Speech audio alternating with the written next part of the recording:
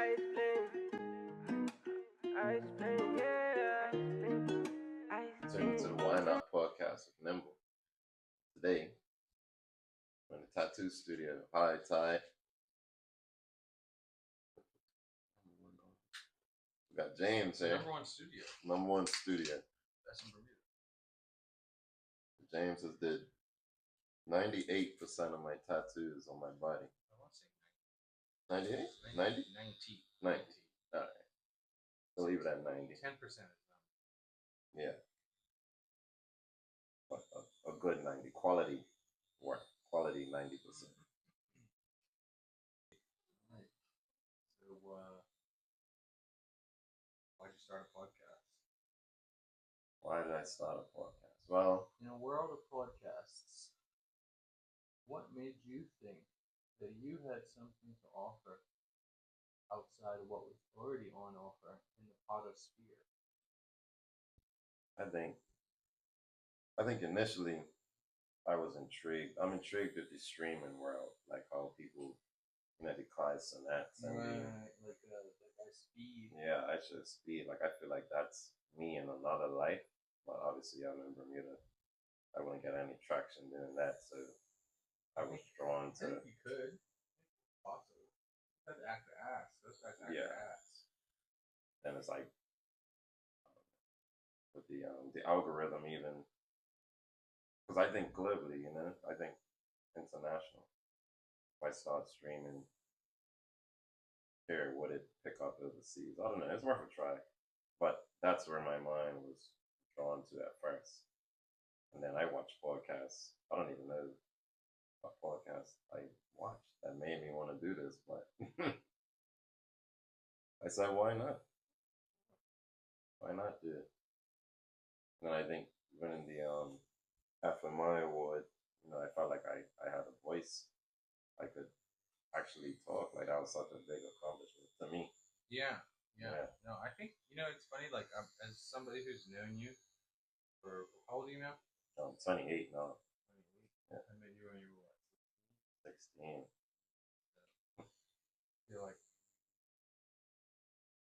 I feel like The award is cool and all, Mm. but I think that's probably the least interesting thing about you. Appreciate that. Remember, I always liked this guy ever since I met him. I used to tattoo people that were under the age of 18 with their parents' consent. His mom came in with him. It was so cool back in the day. I don't really, you like tattoo somebody. I was probably like 21 or something. And 9 times out of 10, you're just like doing your job, Probably a tattoo person who's a fucking high school student. Probably just like annoying, You just like try to get the job done, but I remember you being cool from even back then. Yeah. Then you came back for lunchtime. And then I tattooed your mom, I think. Yeah. Somebody tattooed your mom. And then I tattooed your dad. Got my dad's first tattoo. Yeah. And that was cool. Yeah. And that was a whole era. He got a bunch of tats done.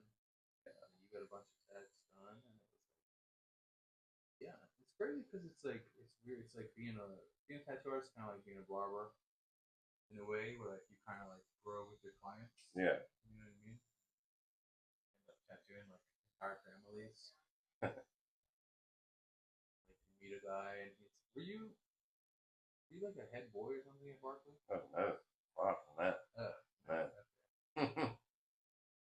But yeah, go from seeing a guy that finished school,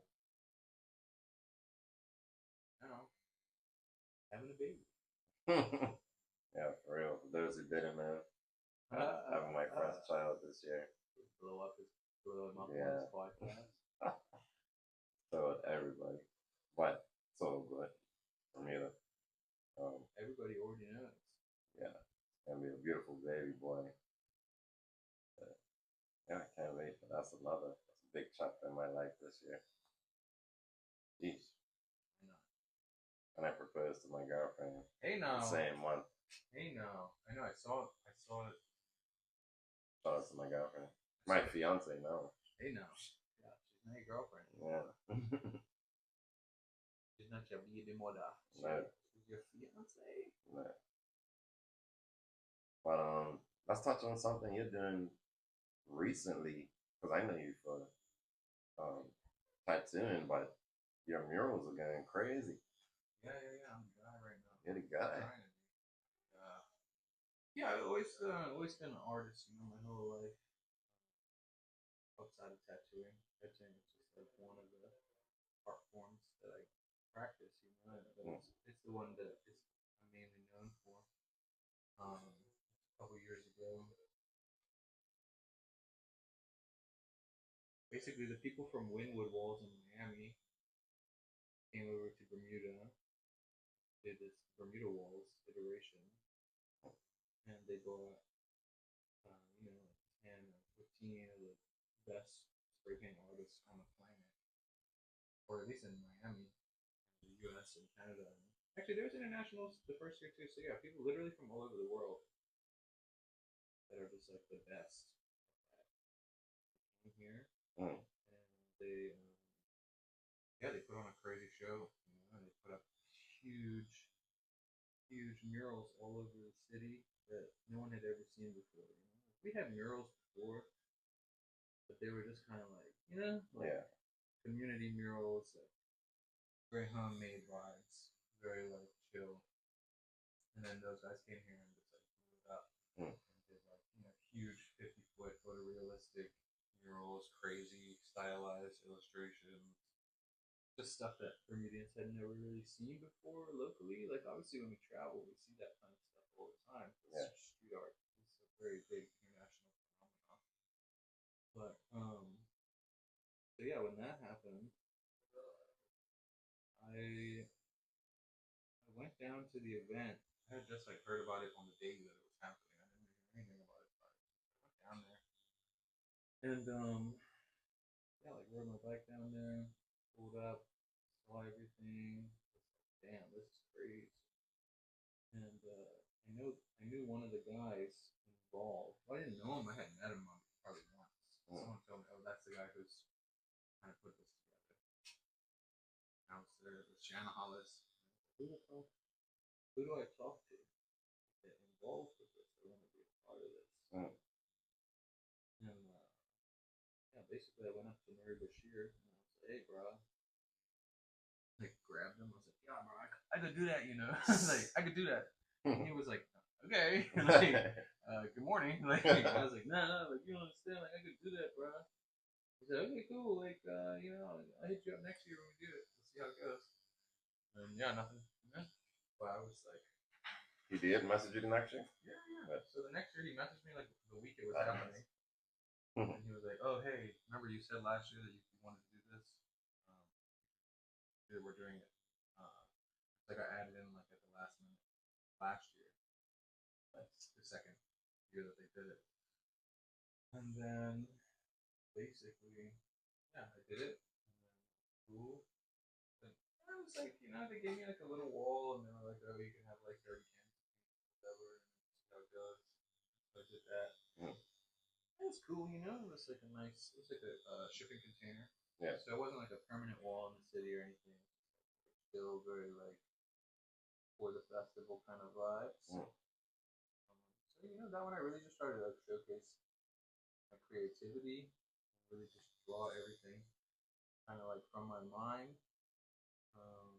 Do you feel like that's when you're at your best, when you're just free flowing and you're not really? Sometimes, I mean, I like a little bit of everything. I don't ever like to pigeonhole myself into one thing. Yeah.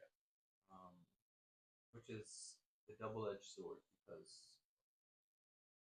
I mean I have a style per se, but I don't necessarily have like one thing that I do. So Yeah. a lot of artists, in tattooing and in street art and murals and stuff, like they have like a really identifiable style. Mhm. That is like kind of the only thing that they do or that they promote. I don't necessarily do that. I kind of do a little bit of everything. Mostly because I just have like crazy ADHD. And I just can't bear to do like the same thing. I like doing the same thing over and over, but I have to just go to really But yeah, anyway, I did it that year. Just chill, whatever. I put out the video. Went pretty crazy. Probably the most interaction I ever had on Instagram from anything. Hmm. Which is crazy because I've been tattooing for like 10 years or whatever. And I never had a video get as many likes and views as that mural got. Yeah. Okay. The algorithm was a beast. It likes it. Yeah. Just like popped into my art form, painting and stuff. And then yeah, this past year they did it again. I made sure that I was involved in the planning. Yeah. And that I could get a nice big wall, a lot of paint, so I could really showcase like what's possible for me. Mm. Made sure that like my subject matter was really meaningful to me, but also really meaningful to everyone else. Yeah. So it wasn't just like look at what I can draw. It was like look at what I can point out about us. Mm. Yeah. And so I did that mural, and like the last year, like nobody really covered me. Like, I didn't get interviewed. I didn't get in the newspaper or wasn't on the news when they came around. Oh wow. But this year they did. They were like, as I started painting the wall, the photographer and the journalist came by and covered it before he even finished it. Mm. And so it got a lot more attention. Yeah. But it was also just a lot bigger and a lot more like technically impressive. Yeah. Of artwork. So Yeah. people were like, oh, like, I mean, for me personally, like from the first time I said to the guy I could do that, like I knew I was capable. Mm-hmm.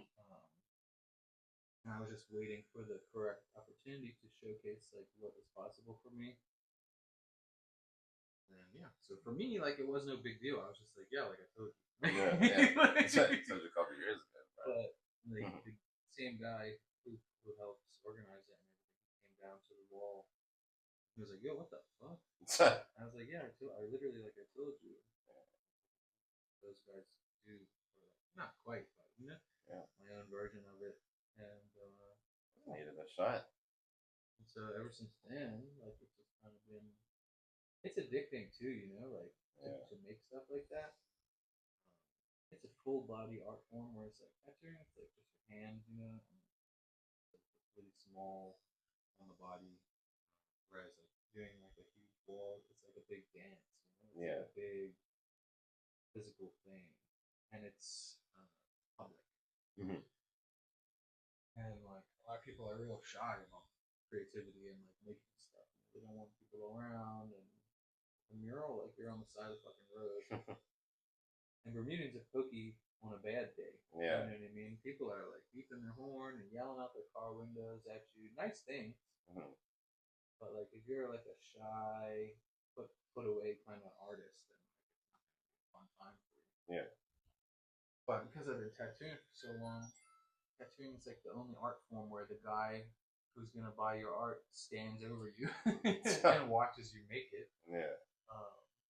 And so like because of that, I was just like super ready to kind of do that kind of thing, based by the whole scary aspect of it, or what would be classified as like a scary aspect.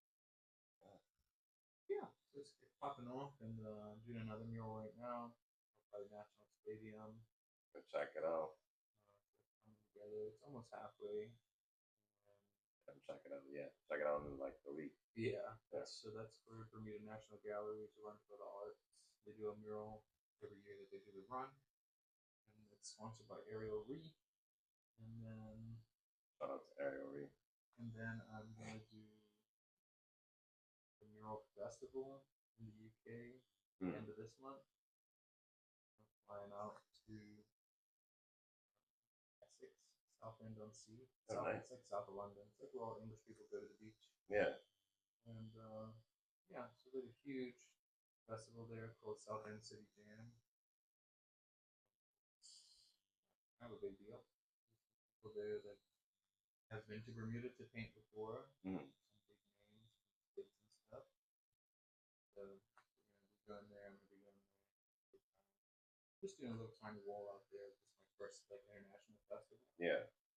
And it's still like. So this is the thing. Like I've done a couple, like in Bermuda, people are like, "Wow, okay, whatever, do whatever you want," you know. Mhm. But out there, like I'm Yeah. a little big fish. Here, I'm like a bigger fish in the pond. Yeah. And I've only just started really doing this, so it's all very early. Mm. So not just like step takes time. I'm sure other people watching will agree that they've been impressed by your murals so far. So Yeah, yeah, try. What That is did a good job because like everybody's gonna see it. exactly. And do you have room for error when you're doing something like that? Like, Yeah, dude, it's way easier Mm. than tattooing. It's like if you mess it up, you just paint over it. Yeah. You can't mess up on a tattoo. Guys sitting there watching you do it, and there's no can't paint over it. You know? No, It no gets coming messed, back. it gets messed up. You know. Any when you think back to like your younger days, I guess back in when you was doing tats in Tone and Hamilton, any like I guess a funny memory, anything that you can remember that was like your craziest day at smoking dinners, like I don't know.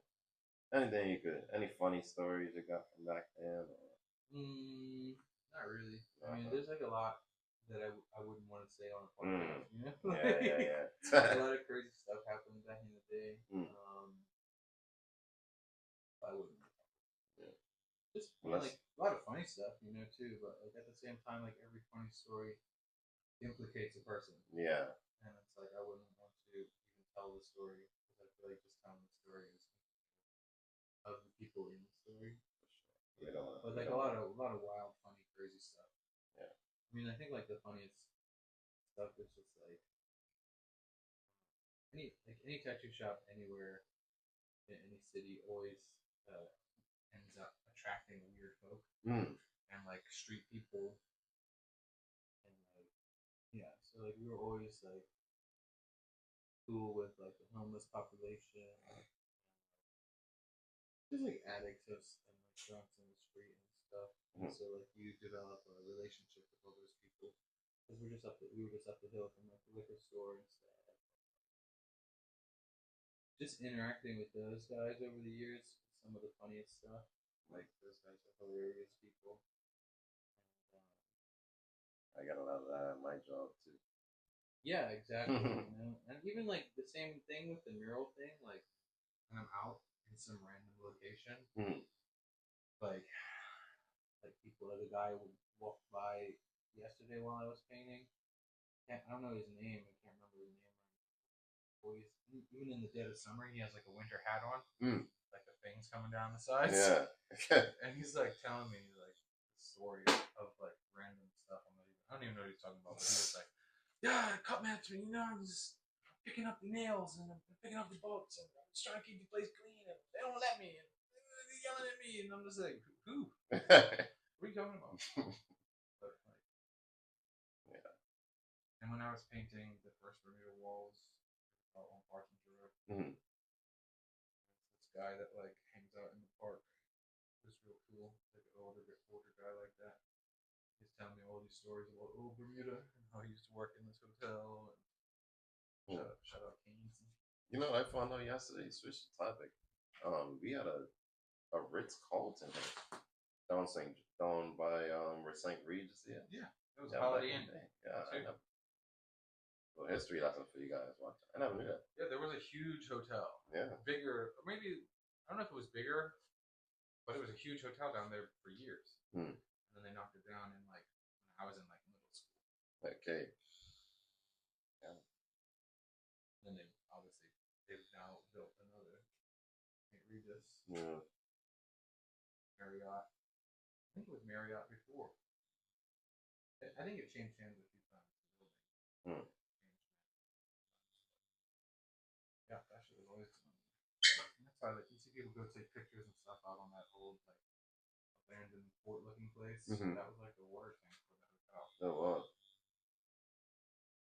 I'm a stickler for some good history. Like a little history Do lesson. you follow BDA history Nah, on Instagram?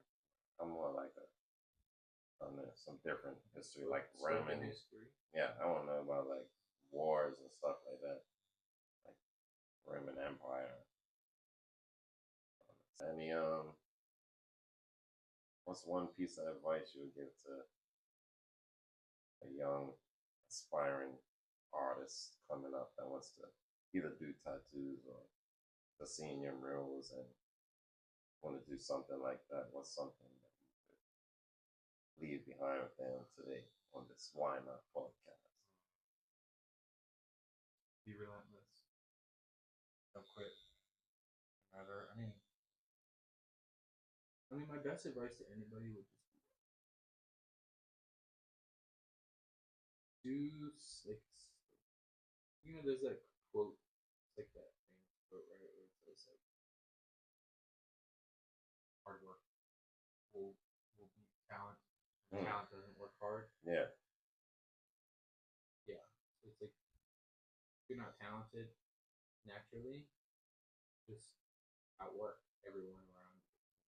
Mm. If you're not necessarily good at art right off the jump, you can get better than a lot of people that are more talented than you by just practicing, Mm.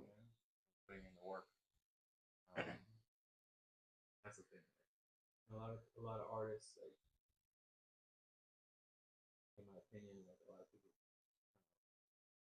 are doing it just to do it, to be like, oh, I'm an artist. Mm. You know what I mean? Whereas, like, are you really an artist? Like, do you really like live for this? Do you Yeah. really care about this, or are you trying to like be cool on Instagram? Yeah. And I would say like that does play a big role, and it's a weird balance. I would say like you have to kind of be cool on Instagram to get booked. Yeah, You know, for as an real. artist, you have to be relevant. You can't just be a super talented artist. You also have to like market yourself. So the balance of like actually being good at it. But like again, it's the talent and the hard work thing, right? Mhm. You don't like if you can be really good at marketing yourself, you don't necessarily have to be good at art. Yeah. If you can market yourself really well, but you also could be really talented and not market yourself at all, Yeah. and then you're out of work professional. You know? Yeah, So it's for like sure. just finding balance in between the two.